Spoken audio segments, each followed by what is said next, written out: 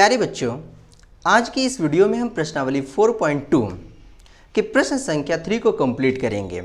बच्चों, प्रश्न संख्या 3 को कंप्लीट करने से पहले यदि आप हमारे प्रीवियस वीडियोस को अगर आप नहीं देखे हैं तो आप प्रीवियस वीडियोस को पहले देख लें। उसके आधार पर जब आपके कॉन्सेप्ट क्लियर हो जाएंगे तो आगे के वीडियोस या आगे के प्रश्नों को समझने में आपको आसानी होगी। तो प्रश्न संख्या 3 बच्चों आपसे क्या कह रहा है कि आप में से निम्न में से प्रत्येक को मानक रूप में व्यक्त करना है। आपको कहता है कि कुछ संख्याएं दी गई हैं, उन संख्याओं को आपको मानक रूप में व्यक्त करने हैं। बच्चों, आपने मानक रूप के बारे में अध्ययन कर चुका है, तो इस प्रश्न को यानी इस संख्या को हमें मानक रूप में क्या करना है, बदलना है। बच्चों, सबसे पहले आप ध्यान देंगे, यहाँ पर आपकी संख्याएं जो दी गई है वह है 1673 बट्टा में। आप बच्चों यहाँ ध्यान दीजिए कि एक पर कितने शून्य हैं, तो एक पर आपके 27 शून्य अंकित हैं, तो हम यहाँ लिखेंगे 10 का घात 27। राइट बच्चों, यहाँ पर आप 1673 को 1673 लिख दिए और बटा में चूंकि आपके एक पर 27 जीरो अंकित है, इसलिए हमने 10 का घात कितना लिख दिया, 27 लिख दिया। अब यहाँ पर आप आगे 1673, चूंकि 10 का घात बच्चों कितने हैं, 27। जब ये 10 के घात चूंकि प्लस में है, जब ये हर के जगह अंश पर जब चले जाएंगे तो यह हो जाएंगे 10 का घात माइनस 27। क्यों?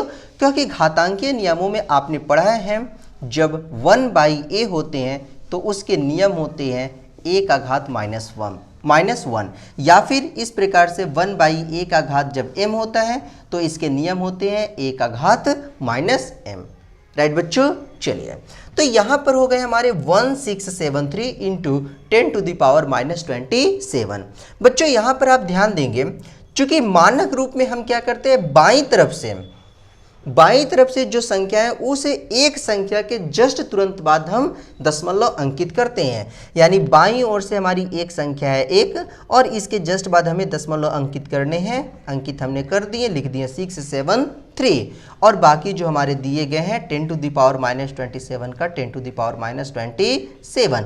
लेकिन बच्चों यहाँ पर आपको ध्यान देना है, चूंकि दशमलव आपने दे रखे हैं तो दशमलव कितनी अंकों के पहले आप दे रखे हैं, तो यहां पर आप ध्यान दीजिए 3 7 6 दाहिनी ओर से देखेंगे 3 7 6 के बाद हमने दशमलव दिए हैं, यानी कि 3 अंकों के पहले हमने दशमलव दिए हैं। तो जितने अंकों के पहले आप दशमलव देंगे आप उतने के घात को बैठा देंगे, यानी 10 के घात कितने हो गए बच्चों, 3।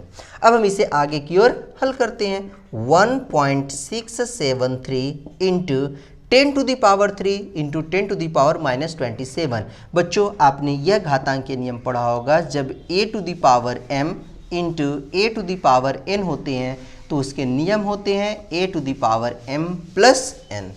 तो इस आधार पर हम 3 और -27 इन दोनों को हम आपस में क्या करेंगे बच्चों, जोड़ देंगे, यानी 3 + -27 बराबर 1.673 इंटू 10 टू द पावर 27 में से 3 चले गए, चूंकि हम इसको इस प्रकार से भी हल कर सकते हैं, 3 + -27 का 27 बराबर 1.673 इंटू 10 टू द पावर 27 में से 3 चले जाएंगे बच्चों, कितने बचेंगे, 24 और बड़ा का चिन्ह क्या है, माइनस, यानी 1.673 into 10 to the power -24। That's your answer. प्रश्न संख्या 2, हीलियम के एक परमाणु का व्यास 0.00000022 सेंटीमीटर है। बच्चों इसे हमें मानक रूप में व्यक्त करनी है। आइए हम इन संख्याओं को मानक रूप में व्यक्त करते हैं। सबसे पहले 0.00000022 सेंटीमीटर है। ये संख्याएं मुझे दी गई है, इन संख्याओं को हमें मानक रूप में व्यक्त करनी है। बच्चों यहाँ पर आप कुछ इस प्रकार से इसे कर सकते हैं।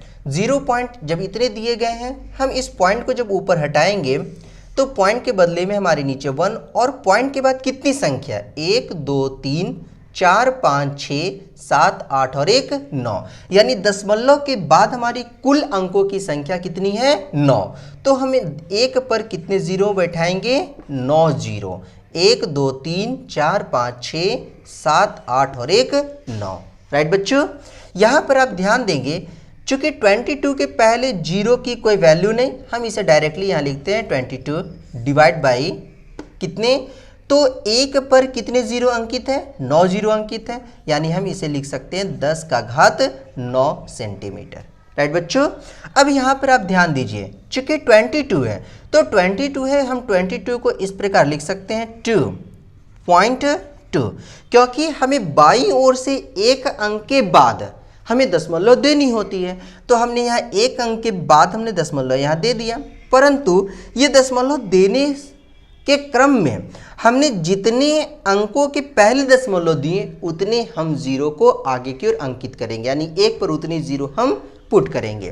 तो यहाँ पर बच्चों आप देखिए कि हमने एक अंक के पहले दशमलव बैठाया, यानी 1 पर हम कितने जीरो से गुना करेंगे 1 जीरो से गुना करेंगे, यानी 1 पर 1 जीरो, यानी कि 10 से हम इसमें गुना करेंगे।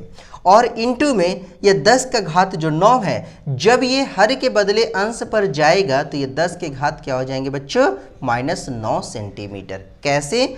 चूंकि घातांकीय नियम आप जानते हैं, जब 1/a का घात -m होता है तो उसके सूत्र होते हैं 1/a का घात m, या फिर 1/ जब a का घात m होता है तो उसके नियम होते हैं a का घात -m। राइट बच्चों, तो इस आधार पर 10 का घात +9 था, जब बराबर के ऊपर में गया तो ये हमारा हो गया आपका 10 का घात -9, यानी बटा के ऊपर जब चला गया तो 10 का घात क्या हो गया बच्चों -9। अब यहाँ ध्यान देंगे, यहाँ पर 10 का घात कुछ भी नहीं है ऊपर में, यानी 1 है, तो हम यहाँ लिखेंगे 2.2 इंटू 10 टू द पावर। बच्चों यहाँ ध्यान दीजिए, दोनों का आधार समान है परंतु दोनों के घातांक अलग अलग हैं, तो यहाँ पर आपने इस नियम को पढ़ा होगा, a का घात m गुने a का घात n जब होते हैं तो इसके नियम होते हैं a का घात m प्लस n।